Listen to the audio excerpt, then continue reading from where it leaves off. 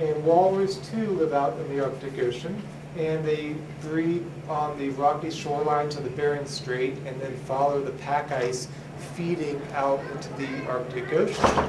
But for the first time in history, a large portion of the walrus were unable to reach the pack ice this last summer because it was 700 miles from where it should have been. And for the first time in history, a majority of the walrus had to turn around. Thousands died because they should have been eating. They don't eat when they breed. They've got to the ice to eat.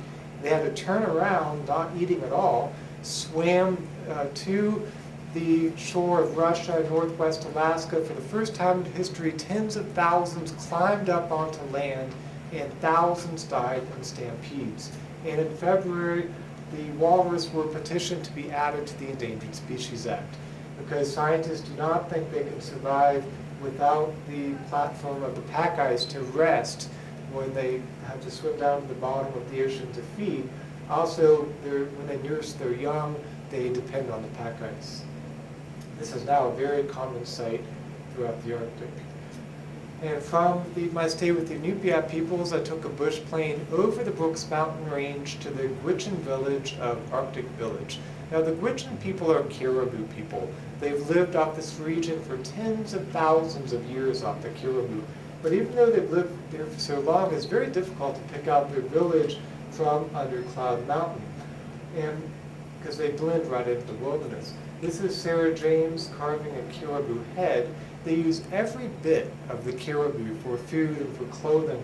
And the coastal plain of the Arctic Refuge is the most sacred ground of the Gwich'in people, because that's where the caribou go to give birth to the next generation of caribou that feed and support the Gwich'in people. The word for the land, the coastal plain in Gwich'in, means the sacred place from where life comes.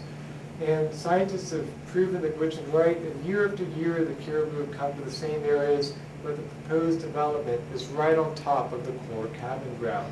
Now the caribou are the farthest land migrating animal on Earth, traveling on average more than 2,700 miles. And when they reach the fertile coastal plain, they need to eat quite a bit. But when the mosquitoes come out, they need to move to areas like this to retreat from the mosquitoes. They still move on average more than 20 miles a day, even after reaching the coastal plain. And oil development obstructs that movement, causing them massive harm. And from the coastal plain, the caribou migrate up and over the Brooks Mountain Range. I found caribou antlers here on the top of Misty Mountain, and all the way to the southern portion of the Brooks Mountain Range, where they feed 17 Gwich'in villages. So this is not just an important environmental issue, it's very much a Native American and human rights issue as well.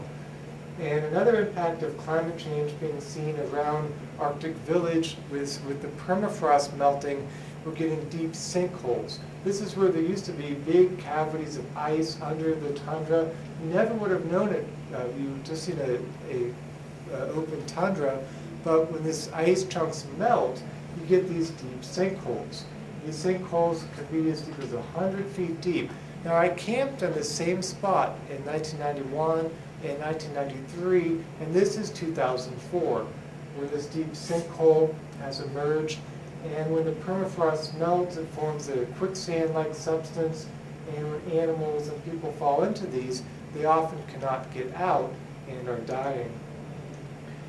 And I ended my first trip through the Arctic Refuge with a rafting trip down the Hula Hula River, named for some stranded Hawaiian whalers for its wildly meandering nature. You can see the 24-hour sunlight bleached my hair somewhat red, and I had to make a paddle in order to get down the river because I'd lost mine in the rafting disaster. So I used some extra material the Gwich'in people had and very laboriously made that paddle without proper tools.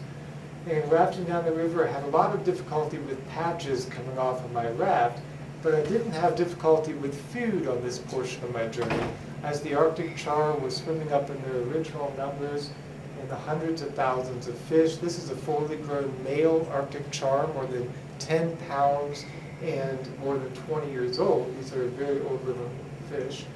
And it's not overfishing that threatens these fish. It is oil development and climate change. They've been largely wiped out of the areas around Prudhoe Bay. And this is a map showing the Arctic char in the tributaries of the Arctic National Wildlife Refuge. Now this area here is the mountains, which aren't shown on the map. And this is Lake Schrader that I rafted across. That's a Kicktat River I almost died on. And that's the Hula River I'm now rafting down. And scientists say this development would probably wipe out all of these Arctic char runs for several reasons, as has already happened around Prudhoe Bay. Another threat now to the Arctic char is salmon are actually getting into the Arctic Ocean.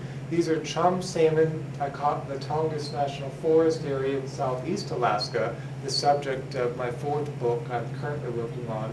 It's the largest old-growth forest in the U.S., but we're using our taxpayer dollars to clear cut it, destroying the critical habitat that supports the last of the runs of salmon left in the world and the tens of millions of fish. And what was happening up in the Arctic, with these salmon now actually getting into the Arctic Ocean, a very shocking thing to scientists who just didn't think that would be possible, but it's warming up so much that the salmon are now threatening to outcompete the Arctic char in coming years. And salmon, too, are threatened in their original range. And for many reasons, the biggest of them, many of the creeks that they have spawned in for thousands of years are now getting too warm for the eggs to grow up into new salmon. And back to my journey, it was amazing to watch the Dall sheep scamper up and down near vertical cliffs. And as I was rafting down the river, I ran out of patching material, and for a while I was splashing through the cold water, just guiding my deflating raft around boulders, with it deflating too quickly for me to sit in the raft.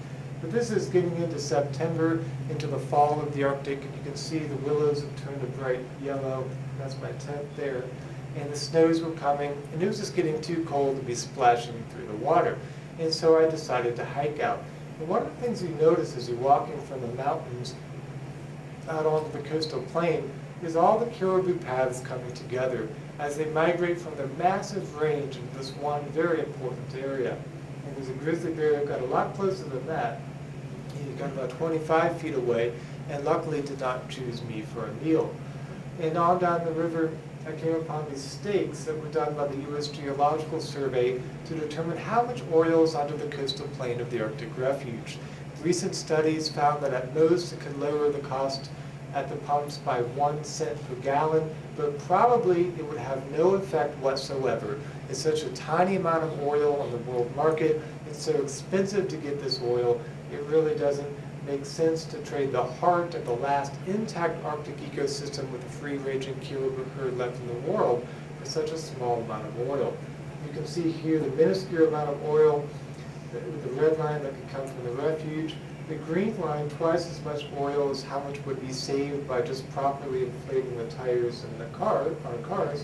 And the blue line is increasing the corporate average fuel economy to 39 miles per gallon. Now, we increased it already to 35 miles per gallon by 2020 last fall, so we clearly don't need any oil from the refuge, and we really should increase the corporate average fuel economy standards even higher.